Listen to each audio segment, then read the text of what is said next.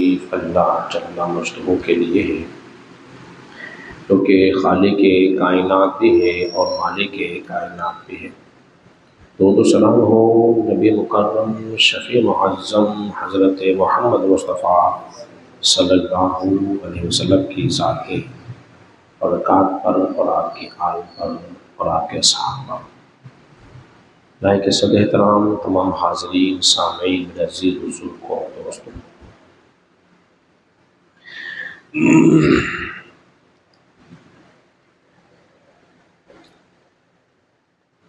جناب رفیق شیخ صاحب اور عبدالرحمان قریشی صاحب اور دیگر میرے دوست احباب،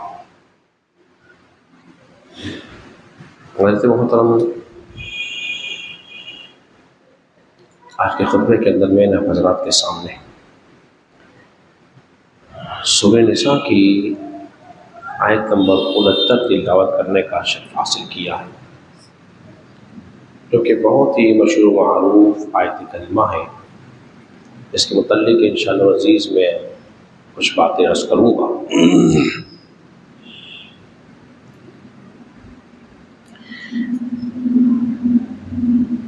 اللہ رب العزت نے ارشاد فرمایا،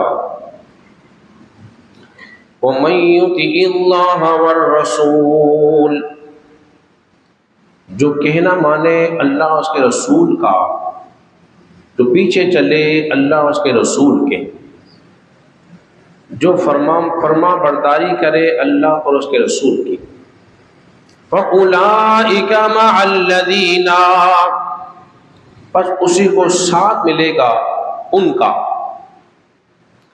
انعم اللہ علیہم من النبیین والصدیقین والشہداء والصالحین، جن پر اللہ نے انعام فرمایا ہے وہ انبیاء ہیں، صدیق ہیں، شہداء ہیں، صالحین ہیں۔ وحسن اولئک رفیقا، اور یہ ہے سب سے اچھے ساتھی۔ حضرات محترم، یہ وہ 4 گروہ ہیں جن پر اللہ نے اپنا خاص خصوصی کرم فرمایا ہے۔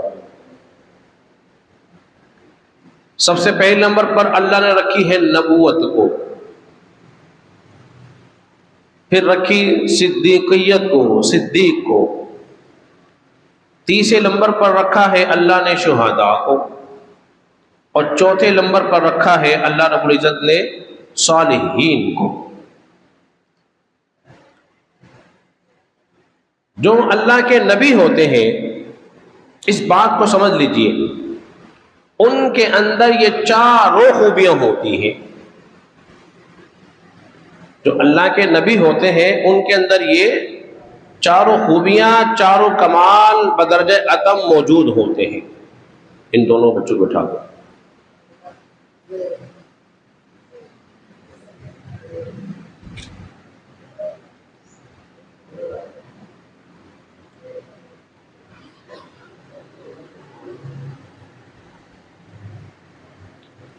وہ صدیق بھی ہوتے ہیں، اور صدیق کا جو لفظ ہے وہ نبی اور غیر نبی دونوں کو شامل ہے۔ صدیق کا جو لفظ ہے نبی اور غیر نبی دونوں کے لیے آتا ہے۔ جس طرح ہم کہتے ہیں حضرت ابو بکر صدیق رضی اللہ تعالی عنہ، یہ نبی اور غیر نبی۔ ابو بکر صدیق نبی نہیں ہے، غیر نبی ہے، لیکن صدیق کہا جاتا ہے۔ اور اللہ کے نبی صدیق ہوتے ہیں، سچے ہوتے ہیں، اس لیے کہ وہ ہمیشہ سچ ہی بولتے ہیں، کبھی جھوٹ بولتے نہیں۔ جو جھوٹ بولے وہ نبی نہیں ہو سکتا، اور نبی سے کبھی جھوٹ نکل نہیں سکتا۔ اس بات کو سمجھ لیا آپ نے۔ اللہ رب العزت نے ارشاد فرمایا سورہ مریم کے اندر، اللہ نے فرمایا وَاذْكُرْ فِي الْكِتَابِ إِبْرَاهِيمَ، اور کتاب میں ابراہیم کو یاد کرو۔ انہ کان صدیقا نبیا، بے شک وہ ہمارے سچے نبی تھے. وہ کیا تھے؟ بے شک ہمارے وہ سچے نبی تھے. اب نبوت میں صداقت بھی موجود ہے، نبوت میں صداقت بھی موجود ہے. اسی طرح اللہ رب العزت نے حضرت یوسف علیہ السلام کے بارے میں بھی ارشاد فرمایا. سورہ یوسف کے اندر موجود ہے، یوسف ایھا الصدیق، یوسف تم صدیق ہو، تم سچے ہو. تو اللہ کے نبی کیا ہوتے ہیں؟ بولیے سچے ہوتے ہیں. اب کیا رہ گیا؟ شہادت کے بارے میں پچھلے جمعے بتا چکا ہوں کہ اللہ کے نبی کی ذات میں شہادت بھی بولیے موجود ہوتی ہے. اب رہ گئی ایک خوبی، وہ کون سی تھی؟ وہ تھی صالحین کی. اللہ رب العزت نے حضرت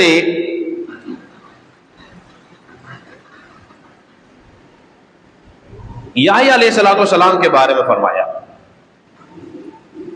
دیکھیے نبی کا اطلاق جو ہے، صالحین کا اطلاق نبی اور غیر نبی دونوں کے لیے ہوتا ہے. تو کس طرح ہے؟ فرمایا سیدا وحصورا ونبیا من الصالحین. اللہ تبارک و تعالیٰ نے حضرت زکریا کو بشارت دی ہے، خوشخبری دی ہے، تمہارے یہاں بیٹا ہوگا، سید بھی ہوگا، عورتوں سے بچنے والا بھی ہوگا، نبی بھی ہوگا، اور ہمارے مخلص بندوں میں اس کا شمار ہوگا. دیکھیے صالحین کا اطلاق نبی پر بھی ہو رہا ہے. صالحین کسے کہتے ہیں؟ جو نیک عمل کرے، اللہ اس کے رسول کو راضی کرے، ان کا شمار صالحین میں ہوتا ہے.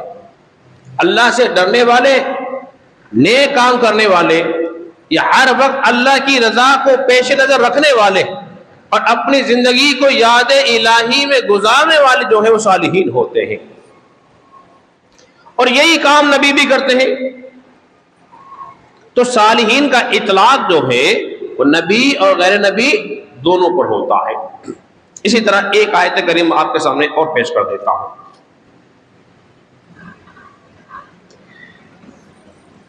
یہ سورہ آل عمران اور آیت نمبر جو ہے اس کی 49 ہے. وَيُكَلِّمُ النَّاسَ فِي الْمَهْدِ كَهْلًا وَمِنَ الصَّالِحِينَ. یہاں بھی نبی کے لیے صالحین کا لفظ آیا ہے. تو معلوم یہ ہوا کہ نبی کی ذات میں یہ چاروں کمال موجود ہوتے ہیں. صدیقیت کا کمال بھی ہوتا ہے، شہادت کا کمال بھی ہوتا ہے، اور صالحین کا کمال بھی ہوتا ہے. اور میں بتا چکا ہوں شہید کے بارے میں اللہ فرماتا ہے شہید زندہ ہے، پر ان کی زندگی کا تمہیں شعور نہیں، تم سمجھ نہیں سکتے کس طرح زندہ ہے. جب غور کیجئے کہ جب شہید کی زندگی ہمیں سمجھ میں نہیں آتی تو نبی کی زندگی کیسے سمجھ میں آ سکتی ہے؟ اس زندگی کی بات کر رہا ہوں جو کہ وصال کے بعد کی زندگی ہے. اسے کہتے ہیں برزخ کی زندگی. جب شہید زندہ ہے تو مقام نبوت و شہید سے بہت اونچا ہے، عرفہ ہے، اعلیٰ ہے. تو پھر اللہ کے نبی بھی زندہ ہے. اب یہ بات رہ گئی کہ برزخ کی زندگی. برزخ کے معنی ہے پردے کے ہیں، جو ہماری آنکھوں سے اوجل ہو، پردہ ہو، ہمیں نظر نہ آئے. میں نے گزشتہ جمعے کو بھی ایک بات آپ کے سامنے کہی تھی کہ عذاب قبر بھی برحق ہے اور ثواب قبر بھی برحق ہے. یعنی کہ مردے کو عذاب بھی ہوتا ہے اور نیک اعمال کا ثواب بھی ہوتا ہے.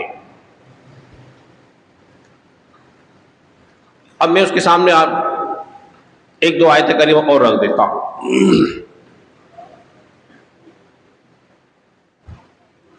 اللہ رب العزت نے ارشاد فرمایا، سورہ طٰہٰ ہے اور آیت نمبر 124 ہے. اب برزخ کی زندگی کے بارے میں بات ہو رہی ہے. ومن اعرض عن ذکری فإن له معیشة ضنکا،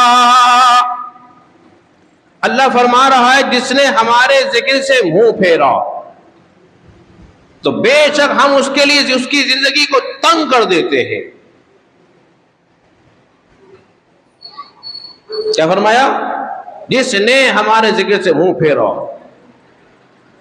تو ہم اس کی زندگی کو تنگ کر دیں گے. پھر دوہرا دیتا ہوں جملے کو، جس نے ہمارے ذکر سے منہ پھیرا، اعراض کیا، ہم اس کی زندگی کو تنگ کر دیں گے. کون سی زندگی تنگ ہوتی ہے؟ منہ پھیرنے والے تو کافر بھی ہیں، مسلمان بھی ہیں، بے نمازی بھی ہیں، ذکر نہیں کرتے، فکر نہیں کرتے، لیکن بڑے خوشحال رہتے ہیں، بڑا کاروبار ہوتا ہے، نمازیں ادا نہیں کرتے، بڑا بزنس ہوتا ہے، بڑے بڑے بنگلے ہوتے ہیں. پھر کیا وجہ ہے؟ ان کی زندگی تنگ کیسے ہوتی ہے؟ فرمایا جا رہا ہے ہم ان کی دنیا کی زندگی نہیں تنگ کریں گے بلکہ ہم ان کی قبر کی زندگی تنگ کر دیں گے. ان کی قبر کی زندگی تنگ کر دیں گے. اب دیکھیے ایک بات اور ذہن میں رکھیے، اس سے مراد جو ہے وہ قبر کی زندگی ہے. امام المفسرین ابو جعفر جریر طبری رحمت اللہ تعالی علیہ مختلف اسناد کے ساتھ اس حدیث کو لے کر آئے اور روایت کو بیان کیا، جس کے اندر بیان کرنے والوں میں حضرت ابو سعید خدری، عبداللہ ابن مسعود رضی اللہ تعالی عنہ بھی اور حضرت ابو ہریرہ رضی اللہ تعالی عنہم اجمعین بھی شامل ہیں. لیکن ایک بات اور ذہن میں رکھ لیجیے، وہ یہ دیکھیے، بتائیے سب سے اچھی تفسیر کون سی ہوتی ہے؟ سب سے اچھی تفسیر کون سی ہوتی ہے؟ قرآن کی تفسیر کے کچھ اصول ہیں، ضمن بات آ گئی تو بھی سمجھا دیتا ہوں. قرآن کی بہترین تفسیر وہ ہوگی جو قرآن خود بیان کر دے، جو کوئی خود قرآن بیان فرما دے، کسی کی حاجت ہی نہ ہو، اللہ نے خود اس کو بات کو خود تفصیل سے بیان کر دی ہے. پھر قرآن کی بہترین تفسیر وہ ہوگی جسے رسول اللہ خود بیان فرما، اس لیے کہ قرآن کس میں نازل ہوا ہے؟ بولیے، رسول اللہ پر نازل ہوا ہے. تو جتنا بہترین رسول اللہ سمجھا سکتے ہیں کوئی اور نہیں سمجھا سکتا. یہ دوسرا درجہ ہے. اور تیسرا درجہ ہے قرآن کی تفسیر صحابی بیان کرے گا، یہ اس کے بعد کا درجہ ہے. اس لیے کہ سمجھانے والے رسول اللہ ہیں اور سمجھنے والے صحابی رسول ہیں. حضور کا سمجھانا، صحابی کا سمجھنا، اس کو آگے بیان کرنا، یہ تیسرا مقام ہے. اس تفسیر کو رسول اللہ صلی اللہ علیہ وسلم نے خود بیان فرمایا. میرے کریم آقا نے ارشاد فرمایا، تفسیر روح المعانی کے اندر یہ بات موجود ہے.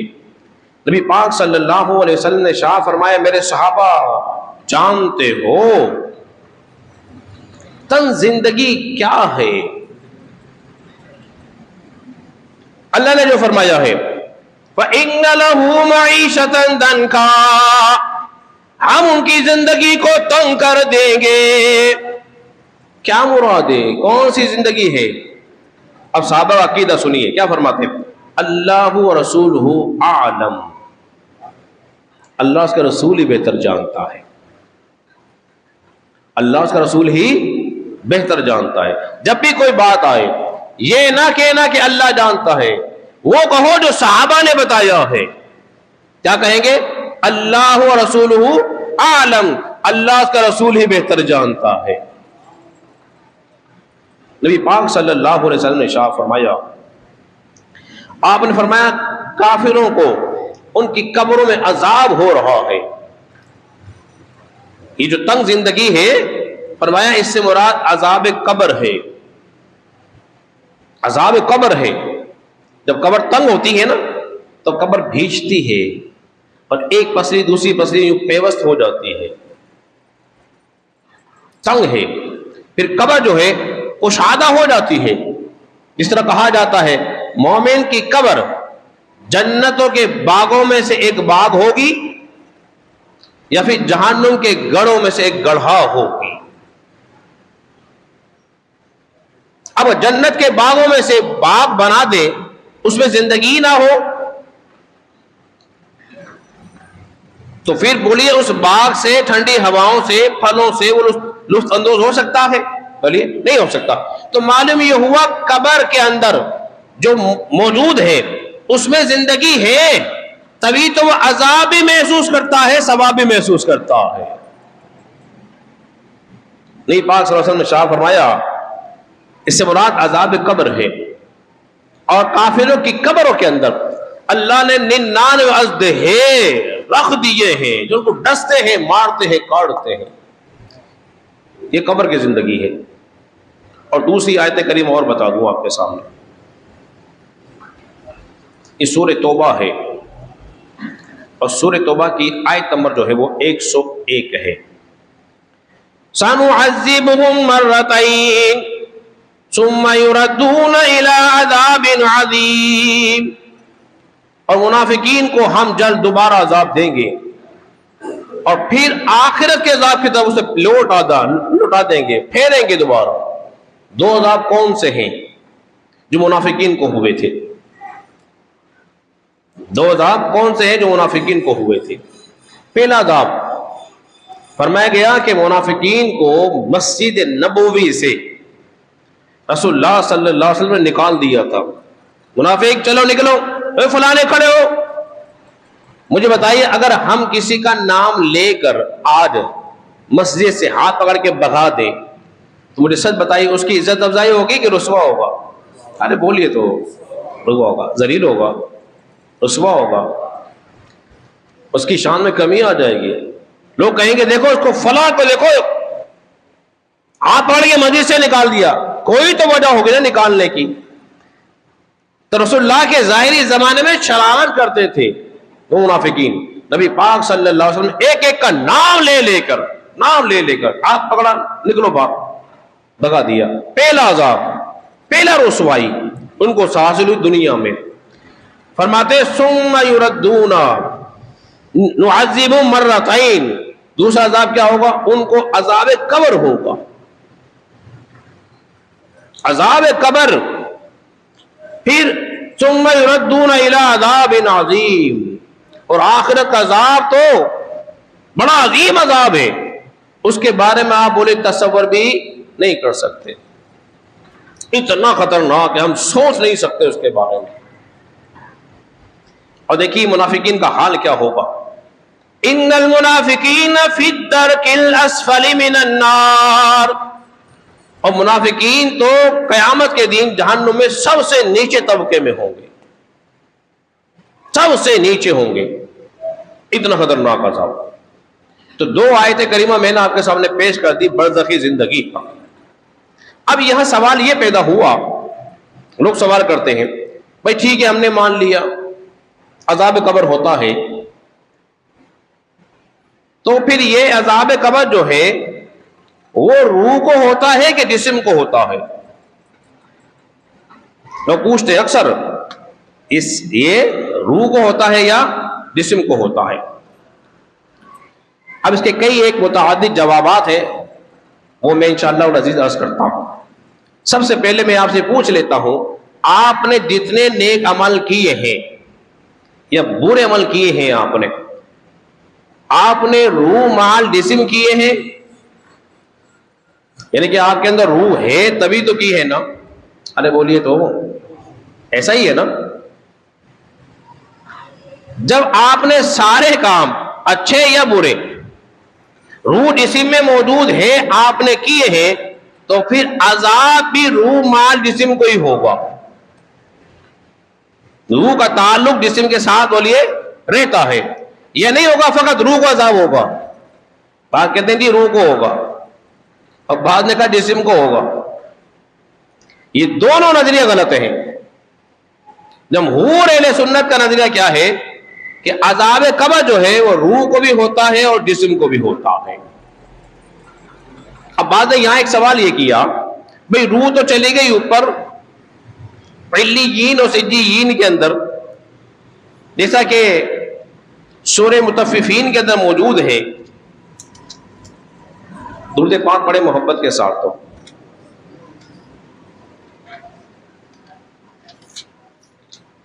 وہ روح تو چلی گئی علیین میں اور بولیے سجیین میں. یہ دو مقام ہیں، لیکن وہاں پر ایک مقام اور بھی ہے. وہ کیا ہے؟ کتاب مرقوم، روح کا اندراج ہو جاتا ہے، لکھ دی جاتی ہے کہ یہ بھی آ گئی ہے، اگر اس کا تعلق اس کے جسم کے ساتھ رہتا ہے، اس کے جسم کے ساتھ بولیے رہتا ہے. اب یہ سوال یہ ہوا کہ بھائی اگر اچھا رہتا ہے تو پھر ہمیں نظر کیوں نہیں آتا؟ پھر ہمیں نظر کیوں نہیں آتا؟ دیکھو میں پہلے ہی بتا چکا ہوں کہ اس کو رکھا ہے عالم برزخ. برزخ کے معنی کیا ہے بولیے؟ پردے کے. جب اللہ نے پردہ رکھا ہے تو تمہیں نظر نہیں آ سکتا، تمہیں نظر بولیے نہیں آ سکتا. مگر ہاں اللہ کے صالحین اور نبی وہ ہوتے ہیں جو عذاب قبر کو دیکھ لیتے ہیں. ارے کہہ دیجیے نا سبحان اللہ، دیکھ لیتے ہیں. ایک تو یہ. دوسرا جواب اس کا یہ ہے کہ اللہ تبارک و تعالیٰ نے انسان میں اتنی قوت و طاقت رکھی نہیں کہ وہ اللہ کے فرشتوں کو اصل صورت میں دیکھ لے. کوئی انسان دیکھ سکتا ہے بولیے؟ نہیں دیکھ سکتا. ہر انسان کے ساتھ کم و بیش علماء نے لکھا ہے 20 فرشتے ہوتے ہیں. کتنے؟ 20. چلو کوئی 20 کا انکار کر دے، 2 تو ظاہری ہوتے ہیں نا. کرامن کاتبین، یہ جو ہمارے کاندھوں بیٹھے ہوئے جو میری اور آپ کی بات کو لکھ رہے ہیں، نیکی اور بدی لکھنے والے. مجھے سچ بتاؤ مسجد میں بیٹھے ہو، کس کس نے کرامن کاتبین کو دیکھا ہے؟ کسے دیکھا ہے؟ کندھے پہ بیٹھے ہوئے فرشتے نظر نہیں آتے تو قبر کے اندر فرشتہ کیسے نظر آ جاتا؟ نظر بولیے نہیں آتے. علماء نے ایک بات اور بیان فرمائی، اگر کسی کو فرشتہ دنیا میں اصل صورت میں نظر آ جاتا تو اللہ تبارک و تعالی حضرت موسیٰ کو دنیا میں اپنا دیدار دکھ کر وہ کرا دیتا، دیدار بھی کرا دیتا.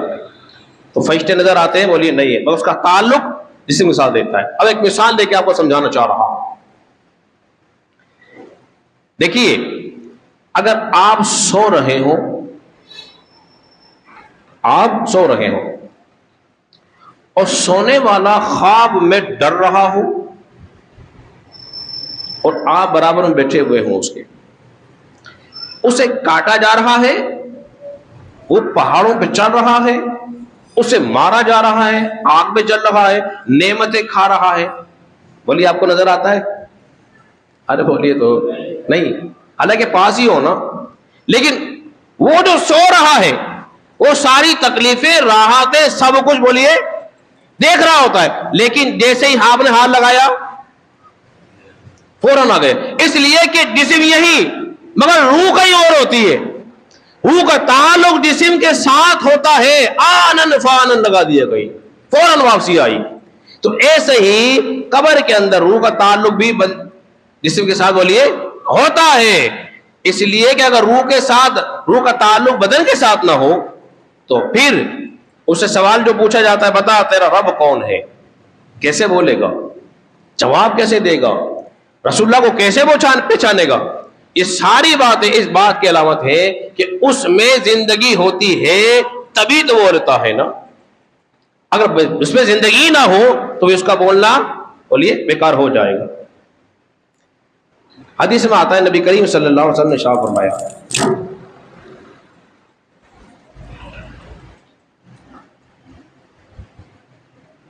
جب تم مردے کو دفنا کے جاتے ہو نا،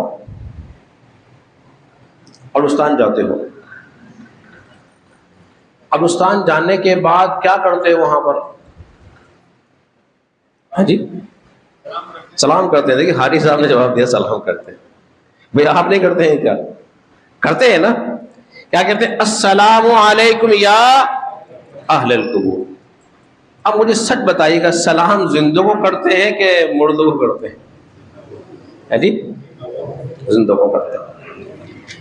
اب دوسری بات یہ بتائیے کہ جو سنتا ہی نہ ہو پھر اس کو جواب سلام کرنے کا کوئی فائدہ بولیے نہیں ہے. تو معلوم یہ ہوا سلام جب کیا جاتا ہے تو وہ سنتا ہے کیا کرتا ہے؟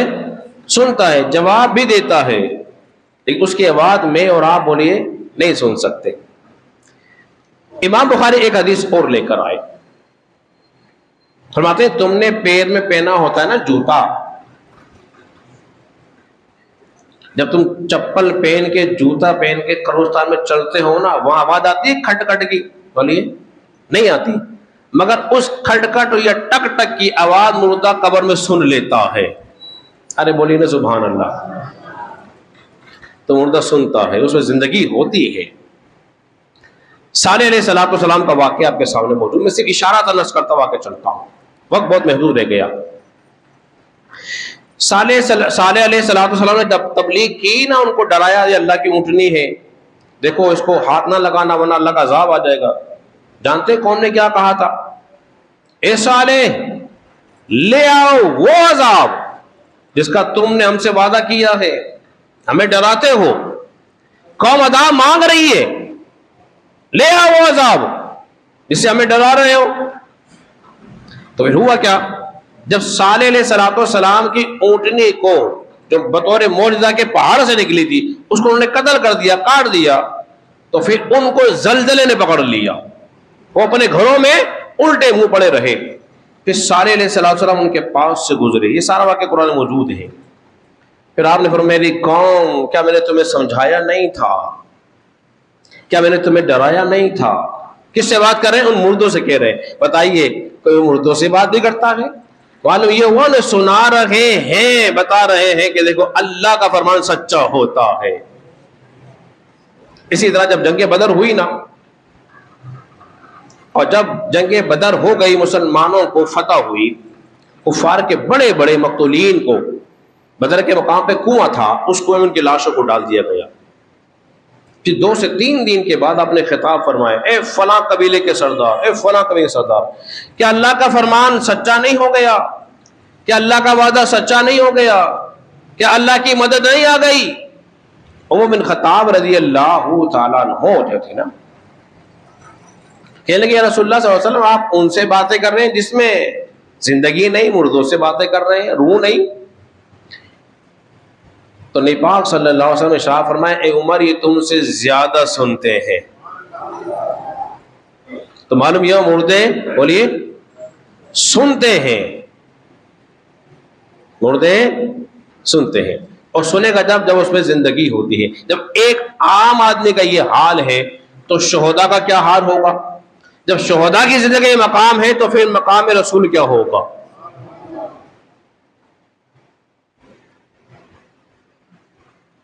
اور ایک بات تو پھر اپنے گفتگو ختم کرتا ہوں، 1 منٹ رہ گیا میرے پاس۔ ام المؤمنین حضرت عائشہ صدیقہ رضی اللہ تعالیٰ عنہا بیان فرماتی ہیں، موضوع تو بڑا طویل ہے، فرماتی ہیں جب رسول اللہ صلی اللہ علیہ وسلم کا وصال ہو گیا نا، اور ابو بکر سے اختلاف ہوا کہ رسول اللہ کو کہاں تدفین کی جائے۔ حضرت عائشہ فرماتی ہیں کہ ایک روایت میں آتا ہے کہ مجھے یہ فضیلت حاصل ہوئی کہ رسول اللہ صلی اللہ علیہ وسلم کا وصال میری گود میں ہوا، اور اللہ نے ان کے لعاب کو میرے لعاب کو ملا دیا۔ کس طرح ملا دیا؟ آخری وقت تھا، نبی پاک صلی اللہ علیہ وسلم مسواک کی طرف دیکھ رہے تھے، حضرت عائشہ نے جان لیا، مزاج شناس بیوی تھی نا، جان لیتی ہے کہ حضور کی چاہت کیا ہے۔ عرض کیا کہ مسواک کا ارادہ ہے؟ آپ نے فرمایا، آپ نے اپنے دانتوں سے اس کو چبایا، جب دانتوں سے چبایا تو ظاہر بات ہے لعاب لگتا ہے کہ نہیں لگتا ہے، پھر وہ مسواک رسول اللہ صلی اللہ علیہ وسلم نے کی، اس طرح اللہ نے آپ کے لعاب کو ان کے لعاب کو ملا دیا تھا۔ فرماتی ہے رسول اللہ کا جب وصال ہوا تو میرے سینے تھر میں ہوا، میری گود میں ہوا تھا۔ جب اختلاف ہو گیا صحابہ میں کہ حضور کہاں تدفین کی جائے، امام ترمذی سے حدیث لے کر آئے، ابو بکر صدیق رضی اللہ عنہ نے فرمایا، مسند امام احمد کے ذریعے پہلی جلد کے حدیث مبارکہ موجود ہے، فرمایا کہ میں نے نبی پاک کا ایک فرمان سنا ہے، جہاں نبی کا وصال ہوتا ہے تدفین بھی وہی ہوتی ہے۔ تو حضور کا وصال کہاں ہوا؟ حضرت عائشہ کے حجرے میں ہوا، پھر آپ کی دفین بھی وہی ہوئی۔ یہ سارا میں نے آپ کو سامنے پس منظر بیان کیا، اب وہ روایت بیان کرتا ہوں۔ حضرت عائشہ فرماتی ہیں جب رسول اللہ صلی اللہ علیہ وسلم کا وصال ہو گیا نا تو میں بے دھڑک آتی جاتی تھی، قبر رسول پر بے دھڑک آتی ہے، کوئی پردے کا اہتمام نہیں کرتی تھی، اس لیے کہ میرے شوہر ہیں۔ پھر میرے والد کا انتقال ہو گیا اور ان کی تدفین بھی روزہ رسول میں ہوئی، تو پھر بھی میں کوئی اہتمام نہ کرتی، اس لیے کہ میرے والد ہیں۔ پھر کچھ وقت کے بعد فاروق اعظم کا انتقال ہو گیا، وصال ہو گیا، ان کی تدفین بھی وہی ہوئی۔ فرماتی ہے اب آپ نے یہاں توجہ کرنی ہے، فرماتی ہے اب میں پردے کو اپنے آپ پہ چادر ڈال کر چھپا کے جایا کرتی تھی۔ بھئی پردہ کس سے کر رہی ہے؟ بتائیے، پردہ کس سے کر رہی ہے؟ یہ تین ہستیاں قبر رسول کے اندر موجود، ان کا عقیدہ تھا کہ رسول اللہ بھی حیات ہیں، میرے ابا جان بھی حیات ہیں، فاروق اعظم بھی حیات ہیں۔ ان کی حیات ایسی نہیں ہے، بلکہ ان کی حیات تو ایسی ہے کہ مجھے جانتے بھی ہیں، پہچانتے بھی ہیں۔ تو اللہ کے نبی کیا ہوتے ہیں؟ ولی اپنی قبروں میں زندہ ہوتے ہیں، نمازیں بھی پڑھتے ہیں، کھاتے پیتے بھی ہیں، اور قبر والا ہے جو پہچانتا بھی ہے۔ اسی لیے آپ پردے کا اہتمام کر کے جاتی تھی کہ فاروق اعظم جو آ گئے ہیں۔ یہ صحابہ کرام کا عقیدہ تھا جو میں نے آپ حضرات کے سامنے بیان کیا ہے۔ اللہ رب العزت کے بارے